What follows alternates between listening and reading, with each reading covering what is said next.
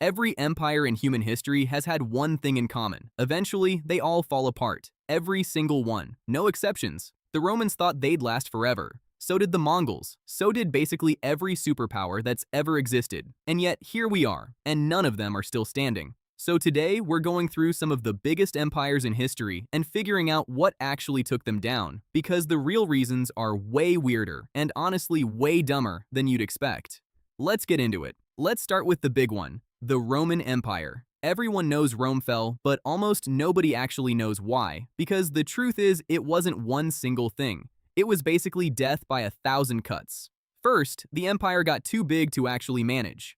At its peak, Rome stretched from Britain all the way to the Middle East, which sounds impressive until you realize that in a world with no phones, no internet, and messages that traveled by horse, that's an absolute nightmare to govern. Emperors ended up splitting the empire in half just to have a chance at controlling it, which honestly should have been the first sign that something wasn't working. Then you've got economic collapse. Rome kept devaluing its own currency to pay for wars and expansion, basically printing more money with less actual silver in it, which caused massive inflation. Sound familiar? Prices skyrocketed, trade slowed down, and the economy basically imploded from the inside. On top of that, constant wars with outside groups drained the treasury even further, and the empire was essentially bleeding money non-stop just trying to defend its own borders. Some historians even argue that Roman citizens stopped caring about defending an empire that had stopped benefiting them financially, which is a pretty brutal way to lose people's loyalty. And then, of course, there were the invasions. Groups like the Visigoths and the Vandals, yes, that's a real historical group, and yes, the name checks out, kept pushing into Roman territory. In 410 AD, the Visigoths actually sacked Rome itself, which hadn't happened in almost 800 years. Then in 476 AD, a guy named Odoacer straight up removed the last Roman emperor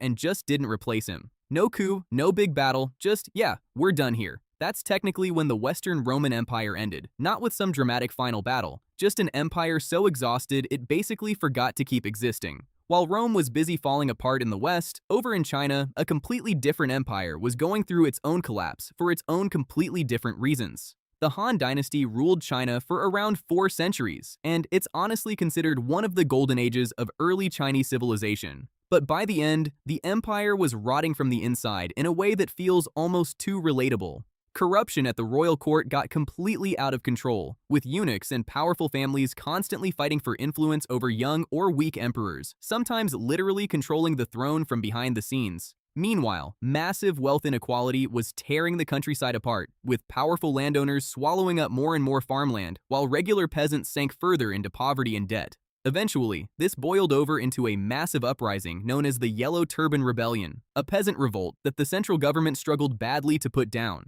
To fight the rebellion, the empire had to rely on regional warlords, and once those warlords realized how much power they now had, they simply stopped listening to the emperor. The Han Dynasty didn't fall to some foreign invader. It fell because it accidentally handed its own power away to men who had no intention of giving it back, eventually splitting China into competing kingdoms for decades. Now let's talk about an empire that fell in a completely different way. The Mongol Empire. At its peak, this was the largest connected land empire in human history, stretching from China all the way to Eastern Europe. Genghis Khan built this thing through insane military conquest. But here's the twist. The Mongols were incredible at conquering territory and absolutely terrible at holding onto it. The empire eventually split into 4 separate khanates because it just got too massive for one person to control, kind of like Rome, except this happened way faster. Then you add in succession crises, because the Mongols didn't have a clean system for who inherits power next, so every time a Khan died, it triggered chaos, infighting, and sometimes outright civil war between family members. Genghis Khan's own descendants ended up fighting each other for control instead of working together, which is a wild way to lose an empire your grandfather built through pure conquest. And then there's the plague. Yes, that plague. The Mongol trade routes that connected Europe and Asia, the same ones that made the empire so powerful, also became the perfect highway for the Black Death to spread.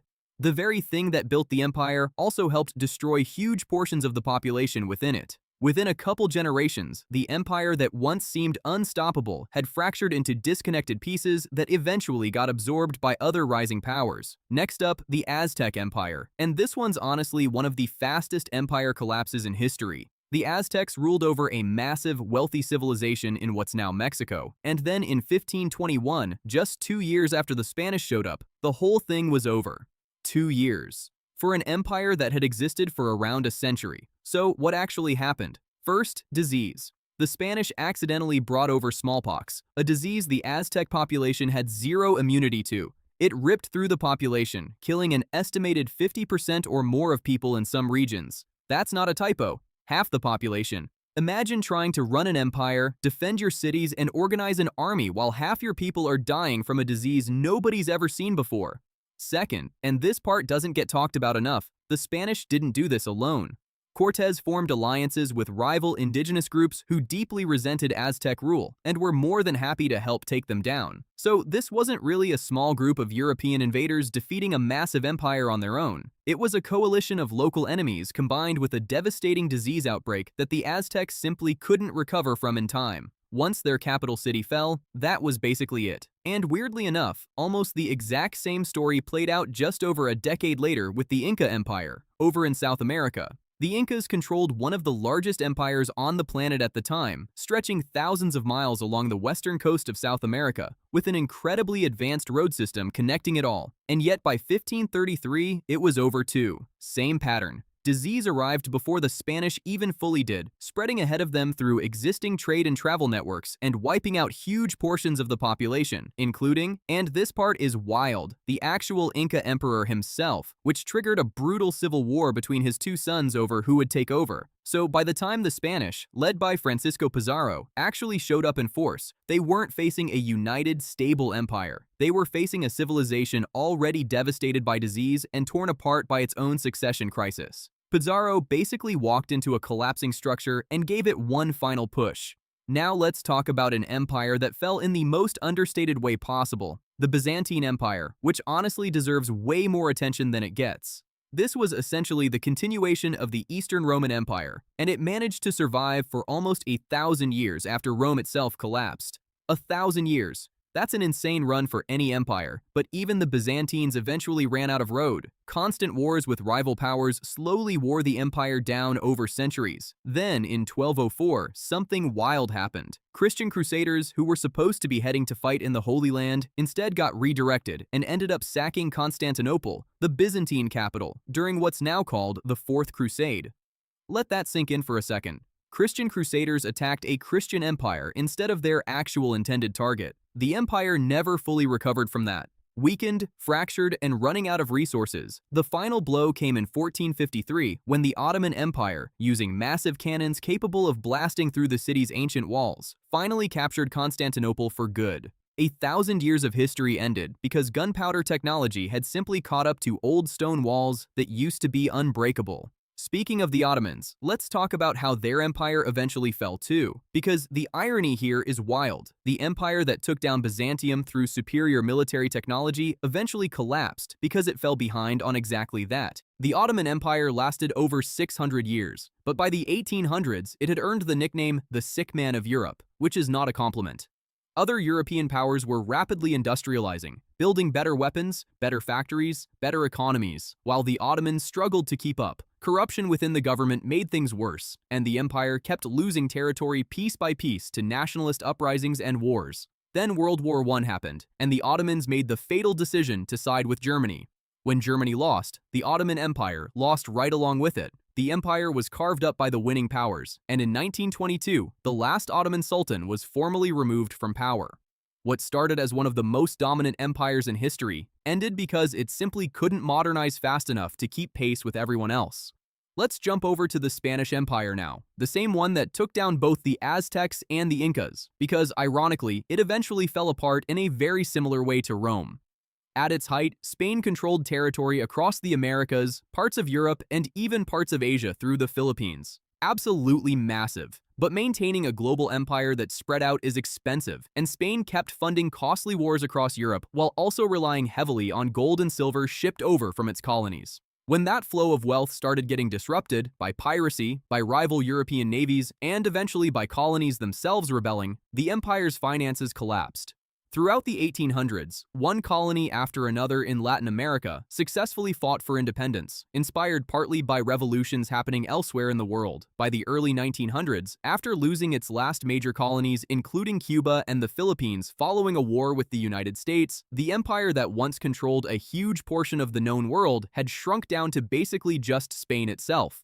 Let's head over to Asia now, because the Qing Dynasty in China has one of the more chaotic collapse stories on this entire list. The Qing ruled China for over 250 years, but by the 1800s, things started falling apart fast, and honestly, a huge part of it comes down to one specific and pretty dark issue: opium. British traders were flooding China with opium, creating a massive addiction crisis, and when the Chinese government tried to crack down on it, it triggered the Opium Wars with Britain, which China lost badly. This forced humiliating trade agreements and handed over territory, weakening the government's credibility at home. From there, things snowballed. Internal rebellions broke out, including one called the Taiping Rebellion, which is honestly one of the deadliest conflicts in human history, with death toll estimates reaching into the tens of millions. On top of that, other foreign powers kept carving out their own zones of influence within China, treating the country almost like it was being divided up piece by piece. By the early 1900s, the Qing government was seen as weak, corrupt, and completely unable to protect the country from foreign interference.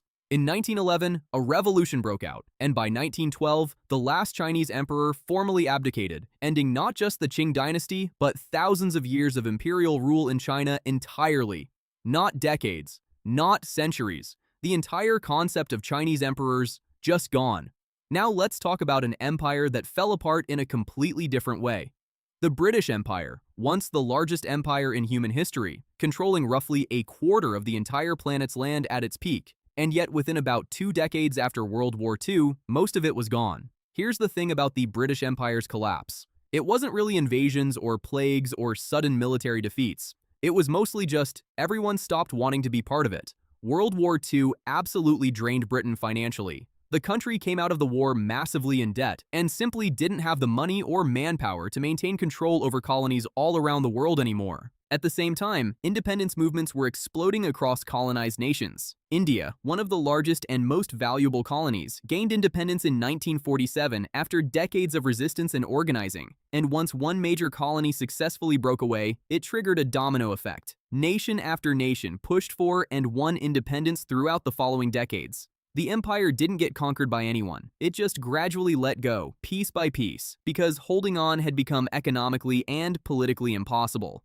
Let's do one more, because this one's a bit different from all the others. The Soviet Union. Unlike ancient empires that took centuries to fall, the Soviet Union collapsed in what feels like an instant by historical standards. It existed for less than 70 years and then just ended. The reasons here are honestly kind of fascinating. The Soviet economy was struggling hard by the 1980s. Central planning, meaning the government controlled basically everything about the economy, just wasn't keeping up with more flexible, market-driven economies elsewhere in the world. Store shelves were empty, productivity was low, the system was straining under its own weight. Then you add in a massive, expensive arms race with the United States during the Cold War, which drained resources the Soviet economy desperately needed elsewhere. On top of that, reform attempts by Mikhail Gorbachev, specifically increased openness and restructuring, accidentally created space for criticism and independence movements that the government could no longer suppress.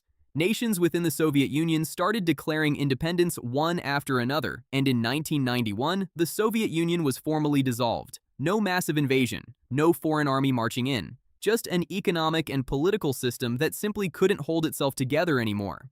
So when you look at all of these empires side by side, some interesting patterns start showing up. Sometimes it's disease wiping out huge portions of the population before an empire can even fight back, like with the Aztecs and the Incas. Sometimes it's economic collapse from the inside, printing too much currency or draining resources on endless wars like Rome and Spain. Sometimes it's simply growing too large to manage with the technology and communication available at the time, like the Mongols. Sometimes it's falling behind technologically while your rivals catch up, like the Ottomans and the Qing Dynasty. Sometimes it's corruption and infighting eating the empire alive from within, like the Han Dynasty. And sometimes, like with the British Empire and the Soviet Union, it's not really a dramatic collapse at all. It's just letting go, because holding on stopped being possible. What's genuinely wild is that almost none of these empires fell the way you'd expect from a movie. No single dramatic final battle, no one villain to point to. Mostly, it's slow decay, bad decisions piling up over decades, disease nobody saw coming, and external pressures the empire simply couldn't adapt to in time, which honestly makes you wonder about every powerful nation that exists right now. Every single one of them probably assumes they're the exception. History says otherwise. Anyway, that's how some of history's biggest empires actually fell apart. Let me know which empire you want a full deep dive on. No cap, that's the file. Catch you next time.